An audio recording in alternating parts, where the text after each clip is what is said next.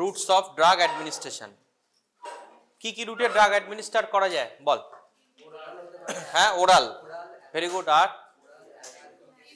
হ্যাঁ, basically oral and parenteral, তাই তো? হ্যাঁ, প্যারেন্টেরালের মধ্যে কি কি পড়বে?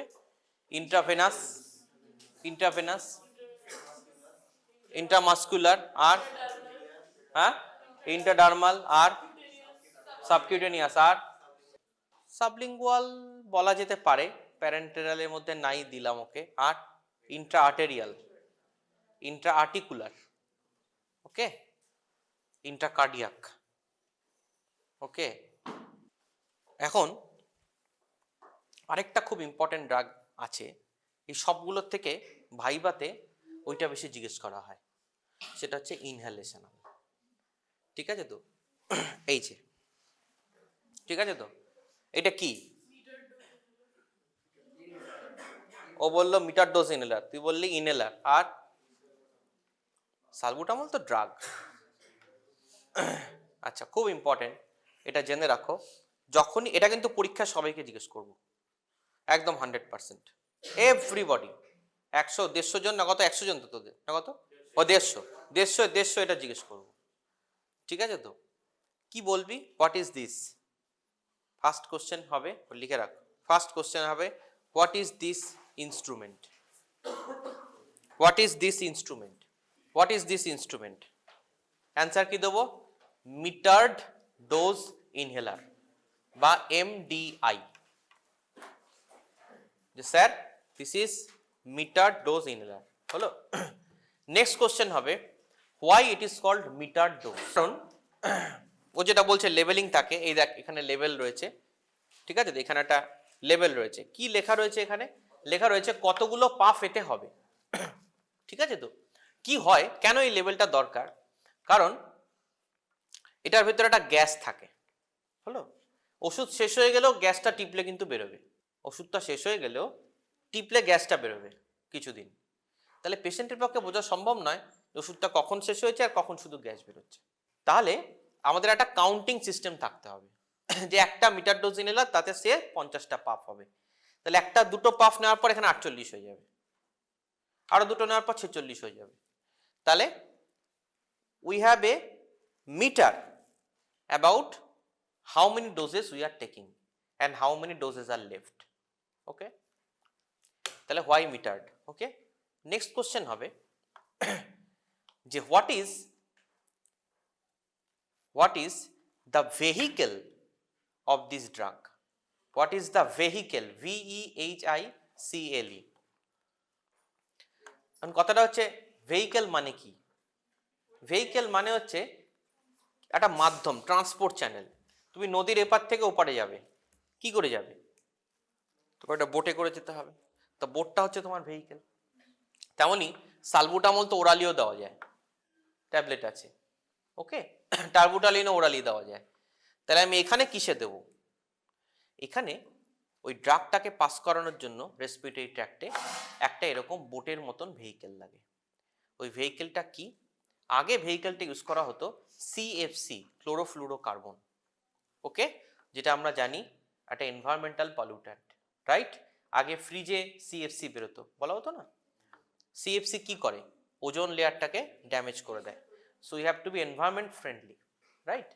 তো আগে সিএফসি ইউজ হতো, এখন আর সিএফসি এতে ইউজ হয় না, আমরা দিই dihydrofluoro alkane, okay, dihydrofluoro alkane or DHA। তাহলে এখন ভেহিকেল কি? Dihydrofluoro alkane or DHA, which is environment friendly, okay. আচ্ছা, নেক্সট কোশ্চেন হবে what are the precautions you must tell the patient? or উল্টোভাবে কোশ্চেন হতে পারে যে how to counsel the patient about taking MDI। পেশেন্টকে সবসময় মনে রাখবে এমডিআই যখনই প্রেসক্রাইব করবে তোমায় কিন্তু পেশেন্টকে বুঝিয়ে দিতে হবে কিভাবে আপনি এমডিআইটা নেবেন। অধিকাংশ লোকই এমডিআই নিতে পারে না, ওকে। তাহলে কিভাবে নেবেন? প্রথম হচ্ছে এভাবে শেক করতে হবে, এটাকে হলো, শেক করে মুখে নেবে একটা পাফ ইনহেলেশন, ছেড়ে দিলাম, আবার একটা পাফ নিলাম, ছেড়ে দিলাম, হলো 2 puffs consecutive morning and evening, okay, in most of the cases in case of asthma and COPD, হলো।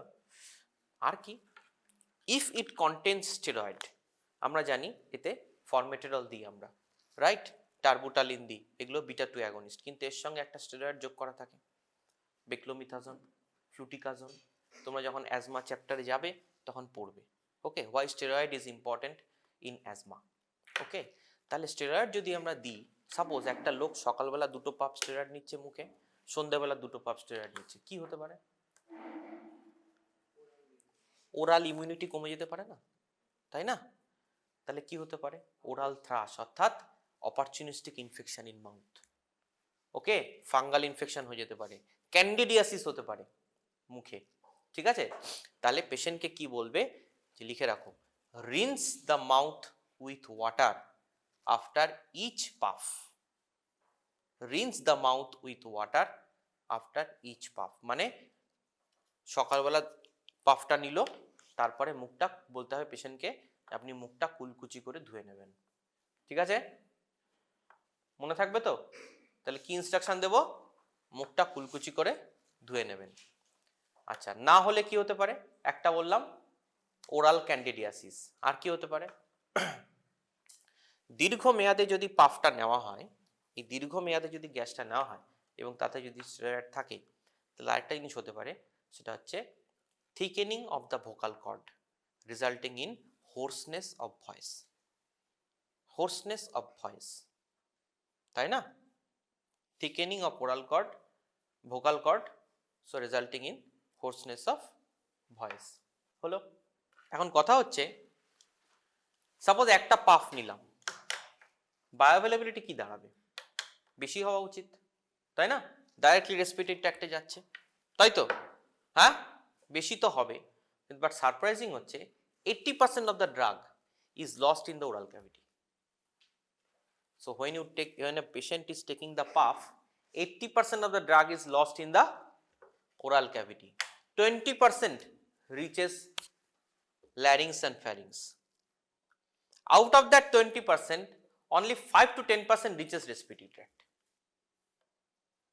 তার মানে একটা পাফ যে নিল patient, nearly 80 to 90% drug is lost before it reaches respiratory tract.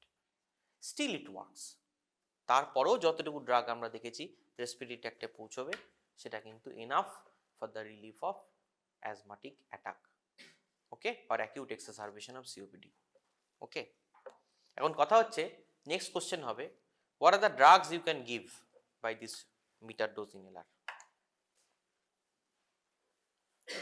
And how to increase the penetration.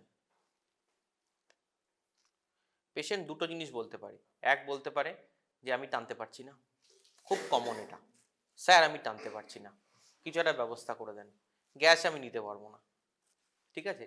আরেকটা হচ্ছে কি, আমার গ্যাস নিয়েও কমছে না, ওকে, ইনহেলার নিয়েও, আমার ইনহেলার তো কেউ বলে না, বলবে গ্যাস বা পাম্প, বলছে আমার পাম্প নিয়েও কিছুতেই শ্বাসকষ্ট কমছে না। দুটো জিনিস হতে পারে, এক সে টানতে পারছে না প্রপারলি, ওকে, দ্বিতীয় হতে পারে তার আরও বেশি কনসেন্ট্রেশন দরকার।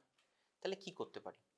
নাম্বার 1 লেখো, we can add a spacer, spacer, SPACER, স্পেসারটা আমি খোঁজার চেষ্টা করলাম, ডিপার্টমেন্টে ছিল বাট এই মুহূর্তে পেলাম না। যাই হোক, স্পেসারটা কি? স্পেসার হচ্ছে একটা চোঙার মতন জিনিস, যারা বাড়িতে অ্যাজমাটিক পেশেন্ট আছে হয়তো দেখেছো, এরকম একটা চোঙার মতন জিনিস, ওই চোঙাটাকে, হ্যাঁ দেখেছেন, বা ভেরি গুড, ওইটাকে এর মধ্যে লাগিয়ে দিতে হয়, ঠিক আছে তো, লাগিয়ে দিয়ে টানতে হবে, ঠিক আছে? তাহলে ওটাকে টানলে কি হবে? ওটাকে নিলে যে দেখো, তাহলে যখন পাফটা নেওয়া হচ্ছে তখন ড্রাগটা মুখে যেত আর ওরাল ক্যাভিটিতে লস্ট হয়ে যেত। এখানে কি হবে? ড্রাগটা স্পেসারের মধ্যে আসবে, স্পেসারের মধ্যেই থেকে যাবে। এবার পেশেন্ট ধীরে ধীরে স্পেসার থেকে ওটাকে টেনে নিল, বোঝা গেল? তাহলে ড্রাগ লসটা আমার কমে গেল অনেক। More drug will be available at the respiratory tract, so more profound bronchodilatation, তাই না? তাহলে how to increase this concentration? We can add a spacer, number 1। আর কি কি কি ড্রাগ দেওয়া যেতে পারে? একটা হচ্ছে beta 2 agonist, salbutamol, terbutaline, formoterol, albuterol, beta 2 agonist. Okay, আজকেই সকালে আমরা দেখলাম কি বিটা 2 রিসেপ্টর কি করে লাংসে, ব্রঙ্কোডাইলেটেশন না constriction? Beta 2 receptor in lungs broncho, তাই বিটা 2 রিসেপ্টর এখানেই তো গন্ডগোল। Beta 1 and beta 2 both are G protein coupled receptor, GS, but beta 1 in heart will cause constriction, beta 2 GS, but in lungs it will cause bronchodilation. Okay, broncho কনস্ট্রিকশনে যদি করে তাহলে তো salbutamol টানলে আরো কনস্ট্রিকশন হয়ে যাবে, তো বিটা 2 অ্যাগনিস্ট। ঠিক আছে, এটাই paradox.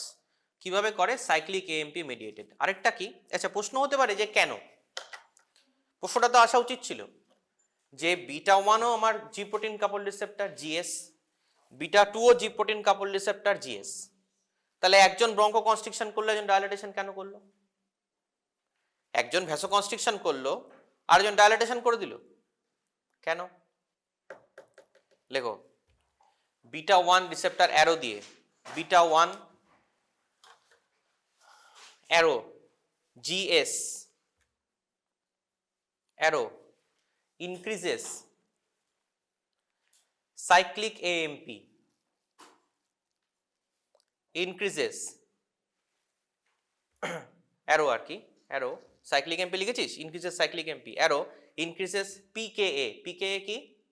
protein kinase A, arrow increases calcium by opening L type calcium channel, arrow L type calcium channel, calcium channel অনেক টাইপের হয়, L type, N type. Okay, L type calcium channel, আর একটা হয় T type. Okay, N type is present কোথায়? In action potential. Okay, T type is present কোথায়? In brain, we use in epilepsy. আসবো তাতে পরে, অ্যান্টি এপিলেপটিক গিয়ে পরে আলোচনা হবে, সব কিছু ঢুকে এখন লাভ নেই। তো এল টাইপ ক্যালসিয়াম চ্যানেলকে খুলে দিল, তাহলে কি হবে? There will be more calcium in the cell, লেখো arrow increased calcium in the cell and increased calcium release from SER, sarcoplasmic reticulum. তার ফলে কি হলো? increased contraction of the cell বা কার্ডিয়াক মায়োসাইট, যাই বল না কেন। তার ফলে কি হবে? increase in contractility of the heart. Calcium বেশি হলে কি হবে? হার্টের কন্ট্রাক্টিলিটি বেড়ে যাবে, একই সঙ্গে হার্টটা বেশি পাওয়ারফুলি কন্ট্রাক্ট করবে, তাহলে increase in contractility of heart and increase in force of contraction, increased FOC, তাহলে কি হবে result? Increase in heart rate, তাই না? এটা হচ্ছে কিসের? Beta 1 in heart, how it causes vasoconstriction, how it causes contraction and increase in heart rate. হলো। Beta 2 কি করে? দেখো beta 2 in respiratory tract gets activated by salbutamol or formoterol, which is the beta 2 agonist, যার ফলে কি হবে? Arrow increase in cyclic AMP, এইখানে গেলাটা গন্ডগোল হয়ে গেল। ইনক্রিজিং সাইক্লিক এমপি, লেখো arrow will cause hyperpolarization of the cell, hyperpolarization of the cell by changing the potassium current, by changing the potassium current. Arrow will cause relaxation of the bronchial smooth muscle. তাহলে both are GS but second messenger system is different. বোঝা গেল? কি আছে, কি আটকালো? bronchial smooth muscle। তাহলে কি হবে result? Broncho constriction না ডায়ালাটেশন? কনস্ট্রিকশন, ব্রঙ্কো ডায়ালাটেশন, তাহলে অ্যারো ব্রঙ্কো ডায়ালাটেশন। তাহলে বিটা 2 অ্যাগনিস্ট যদি দিই কি হবে? ব্রঙ্কো ডায়ালাটেশন হবে। এখন কোশ্চেন হচ্ছে কোন which against is most preferred? এতগুলো তো ড্রাগ, কোনটা আমরা প্রেফার করব? ব্রঙ্কোডাইলেটর তো নেবই, ব্রঙ্কোডাইলেটর তো অনেক আছে, কোনটা প্রেফার করব? লেখো ফরমেটেরল, ফরমেটেরল, formoterol, it is called rescue inhaler. Rescue inhaler. কেন? কারণ একটা পেশেন্টের ধরো প্রচন্ড শ্বাসকষ্ট হচ্ছে, অ্যাজমা পেশেন্ট হলো, তুমি তাকে যদি ফরমেটেরল দাও, formoterol has two thing, one is very rapid action, ঝট করে কাজ করবে, হলো নাম্বার ওয়ান। নাম্বার টু কি, long half life, prolonged action. তাহলে এক তো খুব তাড়াতাড়ি কাজ করবে, দুই অ্যাকশনটা বহুক্ষণ থাকবে, সহজ ব্যাপার। তাহলে why formoterol? Because is a rescue inhaler, because number one prolonged action and number two rapid action। পরীক্ষা কোশ্চেন আসে কিন্তু 5 বছর 10 বছরের কোশ্চেন করলে এসছে কোশ্চেন, হয় ফরমেটেরল ইজ এ রেস্কিউ ইনহেলার। ঠিক আছে, তাহলে এটা গেল অ্যাডভার্স এফেক্ট গেল। আচ্ছা, আরেকটা অ্যাডভার্স এফেক্ট কি হতে পারে, খুব কমন, মনে রাখতে হবে, সেটা হচ্ছে কি ট্যাকিকার্ডিয়া। ওকে, ট্যাকিকার্ডিয়া হতে পারে। ওকে, আরেকটা কি হতে পারে, দেখবে অ্যাজমা পেশেন্ট, লক্ষ্য করবে এরপর থেকে, অ্যাজমা পেশেন্ট যারা ইনহেলার নেয়, বাড়িতে যদি কারো থাকে, দেখবে তাদের হাত কাঁপে। ওকে, ফাইন ট্রেমর থাকে। ওকে, কেন? কারণ হাতের যে স্কেলিটাল মাসেল, এতে বিটা 2 রিসেপ্টর থাকে।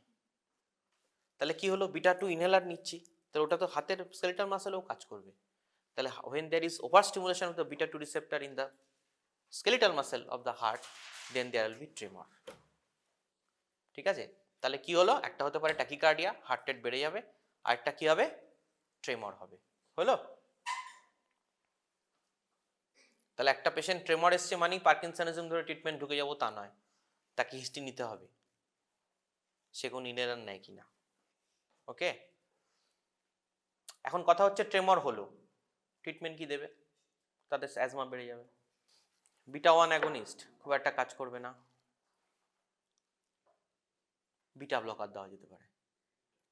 ওকে, বাট এখানে একটা ক্যাচ পয়েন্ট আছে, বিটা ব্লকার যদি আবার রেসপিরেটরি বিটা 2 ব্লক করে দেয়, তাহলে নন সিলেক্টিভ বিটা ব্লকার খুব একটা কাজ করবে না, সিলেক্টিভ বিটা ব্লকার দিতে হবে। ওকে, ঠিক আছে, তাহলে কতগুলো কোশ্চেন হতে পারে এই একটা থেকে। আচ্ছা, ফরমেটেরল তো দিলাম অ্যাজমার ক্ষেত্রে, সিওপিডির ক্ষেত্রে কি দেবো, পড়ানো হয়নি তোমাদের এখনো, বলা সম্ভব না, লিখে রাখো তাও, ipratropium bromide. Ipratropium, IPRA, ipratropium, TROPIUM, ipratropium bromide. Okay, Duolin শুনেছো তো নাম, ডুওলিন ইনহেলার। ওকে, শুনবে ভবিষ্যতে, যদি নাও শুনে থাকো, ক্লিনিক্যাল এক্সপোজার যদি নাও হয়ে থাকে, হলেই শুনবে। Duolin basically it is ipratropium bromide. Okay, used in COPD. তাহলে একটা major route of drug administration হয়ে গেল। আর কি হতে পারে, যেটা বললাম সাবলিঙ্গুয়াল, একটা উদাহরণ দিতে পারবে সাবলিঙ্গুয়ালের? Angina pectoris is a disease, হ্যাঁ, খুব কমন, হ্যাঁ, সরবিট্রেট, তাই না? আমরা বলি না অ্যাঞ্জাইনা পেশেন্টদের যে বুকের মধ্যে ওষুধটা নিয়ে, বুক পকেটে ওষুধটা নিয়ে ঘুরবেন, যেখানে জিভের তলায়, বুকে ব্যথা হবে জিভের তলায় দিয়ে দেবেন, তাই না? কি থাকে ওটা? Nitric oxide is the molecule, ultimately সেটাই বেরোবে। বেসিক্যালি কি, সরবিট্রেট, আইসোসরবাইট নাইট্রেট। ওকে, তাহলে সাবলিঙ্গুয়াল রুটের এক্সাম্পল কি, লিখে রাখো, আইসোসরবাইট নাইট্রেট অর সরবিট্রেট, যেটা ব্র্যান্ড নেম, সাবলিঙ্গুয়াল। কেন সাবলিঙ্গুয়াল দেবো, কেন ওরাল রুটে দেবো না কেন? ফাস্ট অফ মেটাবলিজম তো কোনো প্রশ্নই থাকছে না, কারণ এখান দিয়ে ডাইরেক্টলি সিস্টেমিক সার্কুলেশনে চলে যাচ্ছে। ওরালি দিলে কি হবে, ওরালি একটা ড্রাগ দিলে কি হয় বল, পরপর কি হতে পারে বল দেখি। প্রথম যাবে স্টমাকে, তারপর ধর একটা ড্রাগ অ্যাসিডিক, সে ড্রাগটা অ্যাসিডিক স্টমাকে গেল, অ্যাবজর্পশন হবে? কেন? আয়োনাইজড ড্রাগ বেশি অ্যাবজর্বড হয় না নন আয়োনাইজড? তাহলে একটা অ্যাসিডিক ড্রাগ যদি অ্যাসিডিক মিডিয়ামে যায়, তাহলে কি হয়ে যাবে, ইন্টেস্টিনে গেল, ইন্টেস্টিন থেকে কোথায় যাবে, ইন্টেস্টিন থেকে ড্রাগটা কোথায় যাবে? হ্যাঁ, ইয়েস, ইন্টেস্টিন থেকে ইন্টেস্টিনাল এপিথেলিয়াম দিয়ে অ্যাবজর্বড হবে, হয়ে কোথায় যাবে, পোর্টাল সার্কুলেশনে যাবে, পোর্টাল সার্কুলেশন থেকে কোথায় যাবে, লিভারে যাবে, লিভারে কি হবে, লিভারে ফার্স্ট পাস মেটাবলিজম তো বটেই, ফার্স্ট পাস হচ্ছে প্রথম সাইকেল, তারপরও আরো ঘুরতে থাকবে। সো বেসিক্যালি পোর্টাল সার্কুলেশন দিয়ে লিভারে যাবে। লিভারে কি আছে? এনজাইম আছে, সিওয়াইপি এনজাইম সিস্টেম, রাইট? ওটা কি করবে? ড্রাগটাকে মেটাবোলাইজ করবে। তাহলে এখানে কি হলো? দেখা গেল যে এই যে অ্যাবজর্পশন হতে গেল ইন্টেস্টিনাল এপিথেলিয়ামে, এখানে 10% 20% ড্রাগ লস হয়ে গেল, কিছু ড্রাগ স্টমাকে লস হয়ে গেল, ওকে, কিছু ড্রাগ পোর্টাল সার্কুলেশনে গেল, কিছু ড্রাগ লিভার মেটাবোলাইজ করে গেল, আলটিমেটলি 40% ড্রাগ গিয়ে সিস্টেমিক সার্কুলেশনে ঢুকলো। তাহলে বায়োঅ্যাভেলেবিলিটি কত? 40%। ওকে, 50% হলে 50%, 60 হলে 60।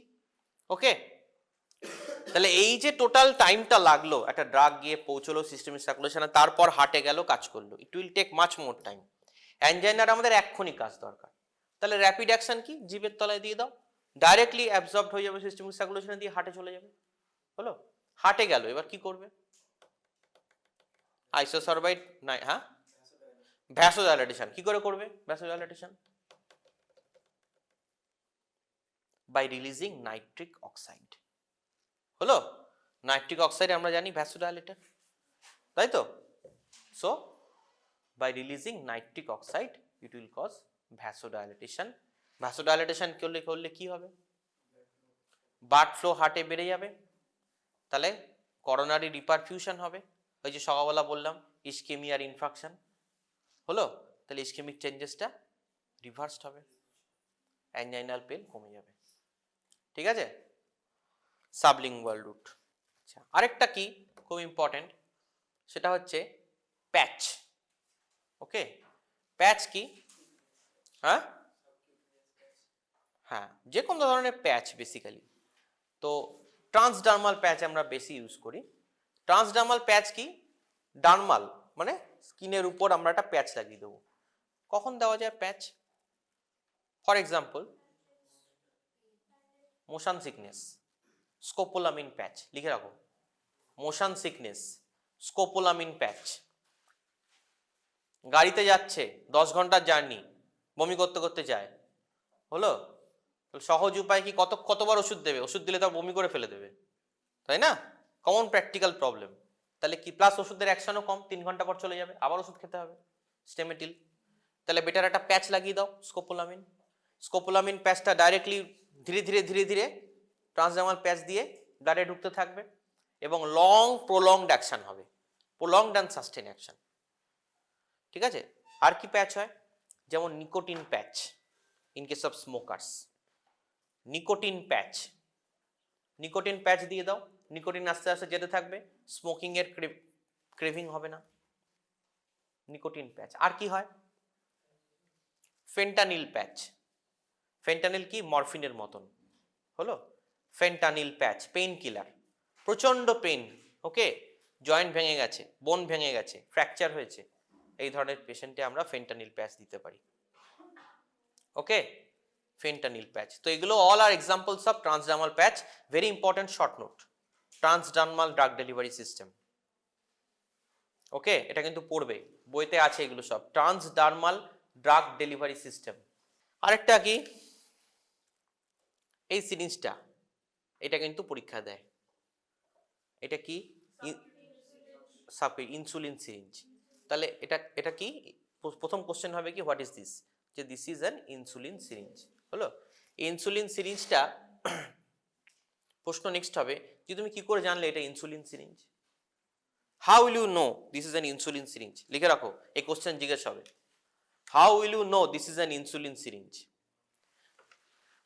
লেখো, বাই, অনেকে বলে এটাকে দেখে যে এর মধ্যে লেখা রয়েছে ইনসুলিন, ঠিক আছে তো, কারেক্ট, ঠিক আছে তো, এর মধ্যে ইনসুলিন লেখা রয়েছে, কিন্তু কথা হচ্ছে সেটা অ্যান্সার নয়।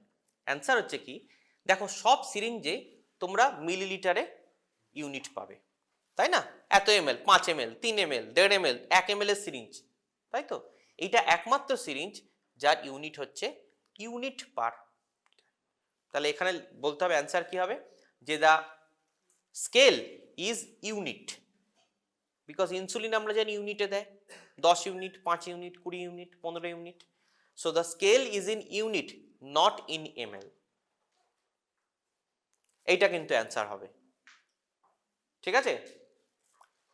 আচ্ছা, নেক্সট কি হবে, যে এই যে ইনসুলিন সিরিঞ্জটা দিয়ে সাবকাট দেবে, তাই তো? কত ডিগ্রি অ্যাঙ্গেলে দেবে? হ্যাঁ,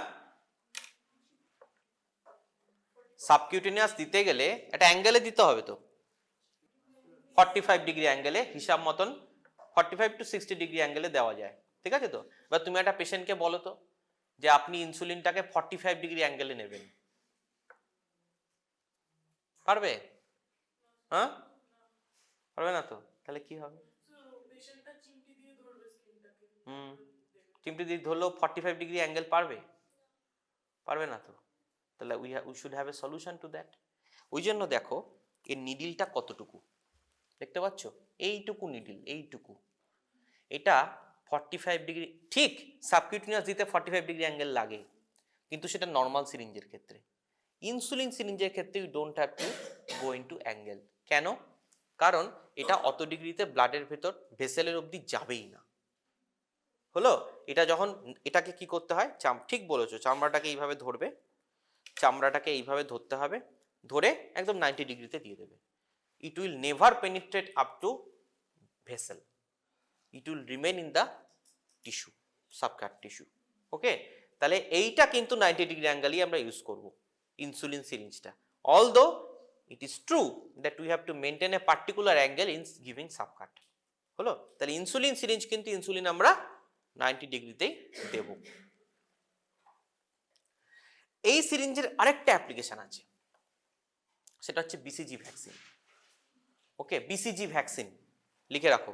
BCG vaccine is an example of not subcut, BCG vaccine is given intradermally, লিখে রাখো, example of intradermal route of administration.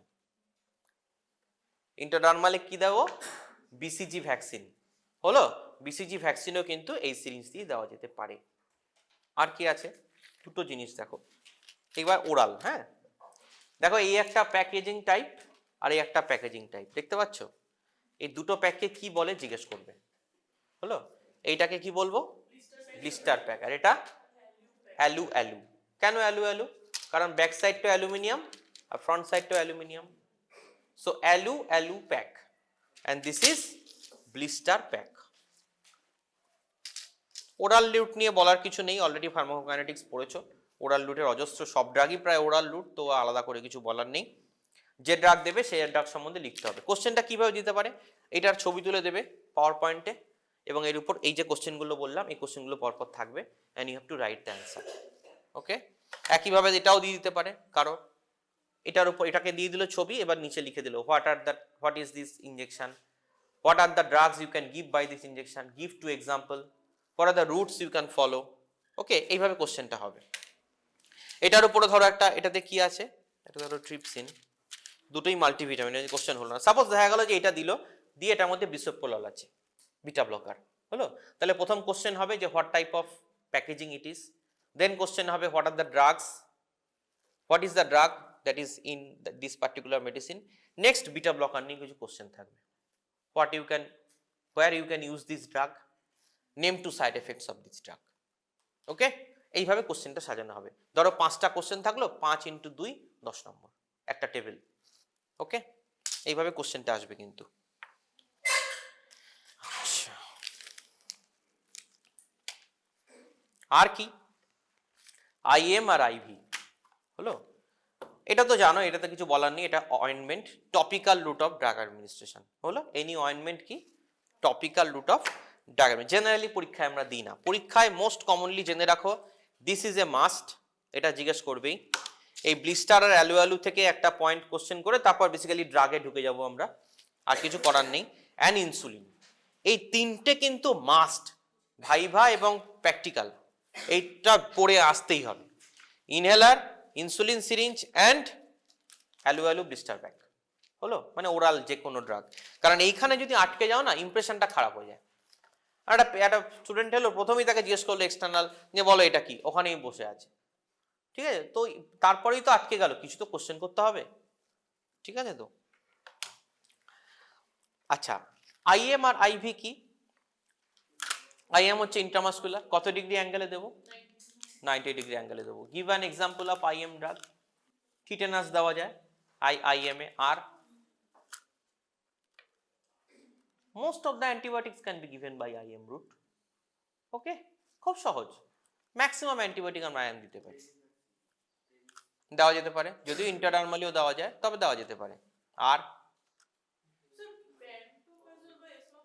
Generally আমরা আইভি দিই। ওকে, যে কোনো পেন কিলার দেওয়া যেতে পারে, মরফিন, ওপিয়েডস এগুলো দেওয়া যেতে পারে আইএম। ঠিক আছে, তো আইভি এক্সাম্পল দাও। Most of the drugs are IV, তাই না? আইভি যেমন adrenaline. Okay, adrenaline can be given by IV route, তাই তো? আইভি ইনফিউশন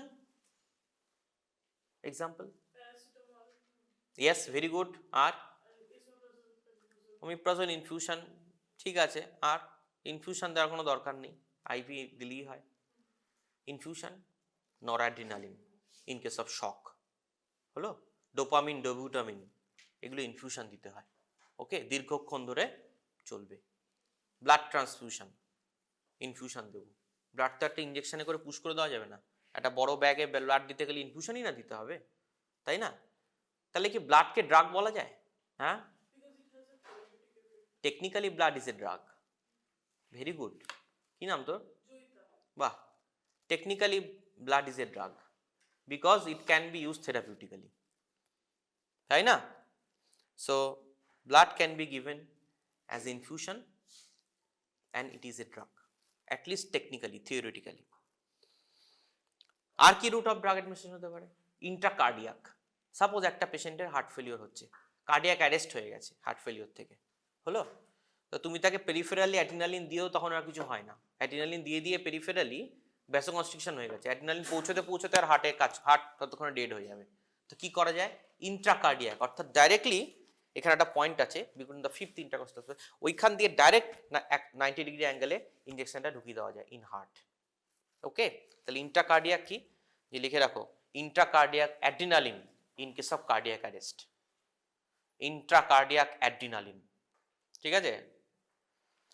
আর কি? ইন্ট্রা আর্টিকুলার, মানে না আর্টারি না, ইন্ট্রা আর্টিকুলার মানে জয়েন্টে। ঠিক আছে, তো দেখবে হায়ালুরোনিক অ্যাসিড ইনজেকশন দেয় অর্থোপেডিক ডক্টররা। ওকে, মিথাইল কোবালামিন ইনজেকশন দেয়, এগুলো দিতে হয় মানে সাপোজ নি জয়েন্টের মধ্যে এই ইনজেকশনটা দিতে হয়। নি জয়েন্ট একটা এক্সাম্পল দিলাম, ঠিক আছে, তো this is an example of intra-articular methyl cobalamin, intra-articular corticosteroids, these can be given, okay, to relieve joint pain and inflammation. Okay, intra-articular হলো, ঠিক আছে। আর কি হলো?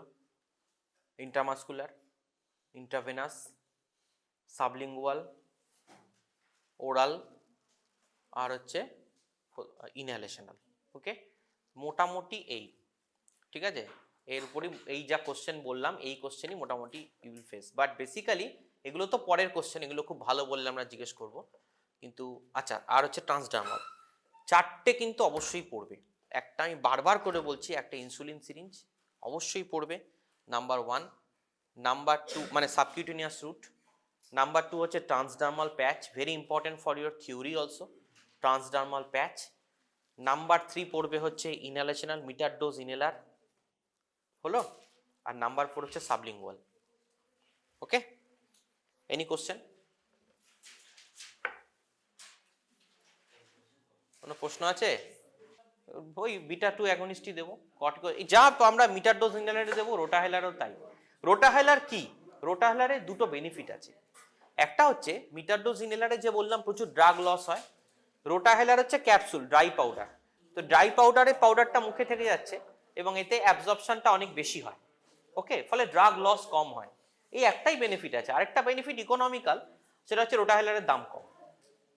ওকে, সো ইট ইজ ইকোনমিক্যাল এবং নাম্বার 1। নাম্বার 2 হচ্ছে more because of the dry পাউডারটা টানছে, গ্যাসটা নয়। তাহলে পাউডারটা it reaches the respiratory tract in a much larger volume. Okay, that is the benefit of dry powder inhaler আর রোটাহেলার। একদম একদম অ্যাজমার ক্ষেত্রে drug of choice is formoterol, both in case of acute attack and in case of chronic management. অর্থাৎ পেশেন্টের যখন acute attack হচ্ছে তখন আমি ফরমেটরল দিতে পারি, এবং একই সঙ্গে আমরা যখন ক্রনিক থেরাপি যখন দরকার, অর্থাৎ পেশেন্ট দীর্ঘদিন খেতে থাকবে, তখনও ফরমেটরল আমরা দিতে পারি। যদিও অ্যাকিউট অ্যাটাক অফ অ্যাজমায় ইনিশিয়ালি আমাদের কিন্তু হাইড্রোকর্টিসন দিতে হবে, কর্টিকোস্টেরয়েড ইনজেকশন দিতে হবে ইনিশিয়ালি। বল, এত কঠিন কঠিন টপিক সব আলোচনা হচ্ছে, কিছু কোশ্চেন নেই তোদের? এটা অনেক জটিল প্রশ্ন। এটা না step up step down therapy আছে, ঠিক আছে? তো মানে এখন প্রশ্ন হচ্ছে যে এতগুলো ড্রাগের মধ্যে কোনটা আমি কখন দেব? ভালো কোশ্চেন, বলে দিই। ও বাবা, এটা তো আবার এটাকে তোলা যাবে না, দেখো তো আমার মতন। ওকে, আমরা এটাকে বলি step up and step down. মানে একটা পেশেন্ট তোর কাছে এলো, হলো প্রথমবার, তুই চেস্ট দেখলি হুইজ হচ্ছে, হোঁসো করে শব্দ হচ্ছে, পেশেন্ট বলছে আমার শ্বাসকষ্ট হচ্ছে, আমাকে কিছু দেন। কি করবি? প্রথম তুই একটা দিবি হচ্ছে একটা বিটা 2 অ্যাগনিস্ট। কি দিলাম? প্রথমেই ফরমেটরল না দিলেও হবে। কি দিতে পারি? ফরমেটরল তখন দেবো যখন প্রচন্ড শ্বাসকষ্ট হচ্ছে, ঠিক আছে? তো কিন্তু পেশেন্টকে ওপিডিতে ম্যানেজ করা সম্ভব, হসপিটাল অ্যাডমিশন দরকার নেই, উই ক্যান গিভ ফরমেটরল। তার আগে পেশেন্টের একটা হালকা শ্বাসকষ্ট হচ্ছে, কি দিতে পারি? শর্ট অ্যাক্টিং বিটা 2 অ্যাগনিস্ট, বা আমরা বলি সাবা। হলো, এটা কি করবে? ঝট করে কাজ করবে, 5 মিনিটের মধ্যে কাজ করবে, এবং আধা ঘন্টা 1 ঘন্টা থাকবে, তারপর আবার বেরিয়ে চলে যাবে। হলো, তাহলে প্রথম আমি সাবা দিলাম, যেমন সালবুটামল। হলো, দিয়ে পেশেন্টকে বললাম আপনি 2 সপ্তাহ পর আমার কাছে আসুন। আর সাবাটা কখন নেবেন? যখন যখন শ্বাসকষ্ট হবে তখন তখন সাবা নেবেন, বোঝা গেল? আর 2 সপ্তাহ পর যখন আসবেন, এসে আমাকে বলবেন আপনার কবার লাগলো। কি বললাম, বুঝেছিস? হ্যাঁ, পেশেন্ট 2 সপ্তাহ পর তোর কাছে এলো, এসে বলল যে আমার শ্বাসকষ্ট কমে গেছে, আমার আর কোনো সমস্যা নেই। খুব ভালো, আপনি তাহলে যখন যখন প্রয়োজন ইনহেলারটা নেবেন, ইনহেলারটা ব্যাগে রেখে দেবেন, ট্রিটমেন্ট শেষ। নাম্বার 2 সিনারিও, পেশেন্ট এসে বলল আমার শ্বাসকষ্ট কমেনি, এবং লাস্ট 2 সপ্তাহে আমাকে 15 বার নিতে হয়েছে, কি 10 বার নিতে হয়েছে, মানে এভরিডে ওকে নিতে হচ্ছে ইনহেলার, 1 বার 2 বার করে। তাহলে তুই কি বুঝলি? বুঝলাম শুধু সাবা দিয়ে হচ্ছে না, রাইট? তাহলে আমরা কি করব? আমরা একটা লং অ্যাক্টিং ইনহেলারে চলে গেলাম, লাবা, যেমন ফরমেটেরল। এটাকে বন্ধ করে দিলাম। হলো, পেশেন্টকে বললাম আপনি আবার 2 সপ্তাহ পর আসুন। এটা সকালে নেবেন, দুপুরে, রাতে নেবেন, তাহলে 12 ঘন্টা 12 ঘন্টা অ্যাকশন হয়ে গেল, সারাদিনের কভারেজ। এসে আমাকে বলুন কেমন আছেন, পেশেন্ট চলে গেল, ঠিক আছে? 2 সপ্তাহ পর তোর কাছে এলো, কি 3 সপ্তাহ পর তোর কাছে এলো, 2 to 3 উইকস, তার মধ্যে তোর কাছে এলো, এসে বললো দুটো প্রবাবিলিটি, এসে বললো আমি পুরো ঠিক হয়ে গেছি 2 বার করে নিয়ে, তাহলে continue twice daily. Number 2 scenario, এসে বললো আমার হলো না, শ্বাসকষ্ট এখনো হচ্ছে, কি করবি? নাম্বার 3, তাহলে এটা হচ্ছে স্টেপ 1, স্টেপ 2, নাম্বার 3 চলে গেলাম, লাবা প্লাস ইনহেলেশনাল কর্টিকোস্টেরয়েড, মানে ফ্লুটিকাজন, বেক্লোমিথাজন, ঠিক আছে? স্টেরয়েড দিয়ে দিলাম, steroid will also cause further bronchodilatation, ঠিক আছে? এই যখন স্টেরয়েড ঢুকিয়ে দিলাম, তখন কিন্তু পেশেন্টকে ইনস্ট্রাকশন দিতে হবে যে প্রত্যেকবার পাফ নেওয়ার পর মুখটা ভালো করে ধোবেন, নইলে কি হবে? ওরাল ফাঙ্গাল ইনফেকশন, ক্যান্ডিডিয়াসিস আর hoarseness of voice. Side effect কি হতে পারে? এই 2 ক্ষেত্রেই ট্যাকিকার্ডিয়া আর ট্রেমর, পেশেন্টকে বুঝিয়ে দিতে হবে সেগুলো। হলো, এবার কি কন্ডিশন বললি? 3 সপ্তাহ পর আসুন আমার কাছে আবার, ঠিক আছে? 2 প্রবাবিলিটি, পেশেন্ট এসে বলল আমি পুরো ঠিক আছি, তাহলে কন্টিনিউ। পেশেন্ট এসে বলল আমি ঠিক নেই, তাহলে স্টেপ 4। স্টেপ 4 এ কি চললি? Step 4, LABA plus ICS plus theophylline or oral corticosteroid, ঠিক আছে? তাহলে মুখে কর্টিকোস্টেরয়েড দিয়ে দিলাম, আরো পাওয়ারফুল অ্যাকশন হবে। হ্যাঁ, আর কি দিয়ে দিলাম? থিওফাইলিন। থিওফাইলিন কি? অ্যাসিপ্রোফাইলিন, থিওফাইলিন, ওকে। ডেরিফাইলিন, এগুলো কি? ব্রঙ্কোডাইলেটর, ওকে। তো আরো ব্রঙ্কোডাইলেটেশন করে দিলাম। পেশেন্টকে বললাম আপনি 1 মাস পর আমার কাছে আসুন, জানান কেমন আছেন। পেশেন্ট এসে 1 মাস পর বলল যে এইটা নিয়ে আমি একদম ঠিক। 1 কন্ডিশন। নাম্বার 2 কন্ডিশন, পেশেন্ট এসে বলল এটা নিয়েও হলো না, এবার কি করবি? হ্যাঁ, এবার পেশেন্টটাকে রেফার করে দে। রেফার করে দিয়ে কোথায় দিলি? বললি আপনি রেসপিরেটরি স্পেশালিস্টের কাছে যান, ঠিক আছে তো? আর অথবা হসপিটালে ভর্তি হন, অথবা একটা মনোক্লোনাল অ্যান্টিবডি আছে, ওটা নিজে দিতে যাস না, ওটা take the respiratory specialist take the call. It is written in Harrison, just like that. এই মজা করে বললাম, but actually it is the fact. যখন দেখছিস এতেও হচ্ছে না, পেশেন্টকে রেফার করে দে। তাহলে রেফার করে দিলে রেসপিরেটরি মেডিসিন। আর কি দেওয়া যায়? এটা তোদের এমসিকিউ এর জন্য ওমালিজুম্যাব, একটা মনোক্লোনাল অ্যান্টিবডি আছে, you can give this, but এর রেজাল্ট কি আর সাইড এফেক্ট প্রোফাইল অনেক বেশি, অলওয়েজ ডিবেটেবল ওমালিজুম্যাব কাজ করবে কি করবে না, ওকে। তাহলে দেখ, আমরা কিন্তু একটা স্টেপ বাই স্টেপ উঠতে পারি, হলো। এইটা কাজ যখন হবে না তখন আমরা এইভাবে যাচ্ছি, তাহলে স্টেপ আপ হচ্ছে না, একটা একটা সিঁড়ি দিয়ে উঠছি না। This is called step up therapy in management of bronchial asthma ও সিওপিডি। যদি সিওপিডি হয়, এখানে জাস্ট আমরা লাভার সঙ্গে আইসিএস দিচ্ছি, এই আইসিএসটা না দিয়ে আমরা এখানে ইপ্রাটোপিয়াম দিয়ে দেবো। Rest of the therapy is same for both asthma and COPD, হলো। এখান থেকে আবার বেরিয়ে আসার অপশন কি? বেরিয়ে আসা, সাপোজ কেউ এই স্টেজে আছে, বেরিয়ে আসতে কিন্তু ফট করে বন্ধ করে দিবি না। বেরিয়ে আসার স্টেপ হচ্ছে স্টেপ ডাউন, একটা একটা একটা করে উইথড্র করে আনো। So step up therapy and step down therapy, it is written in Davidson, ঠিক আছে? মুছে দেবো এটা।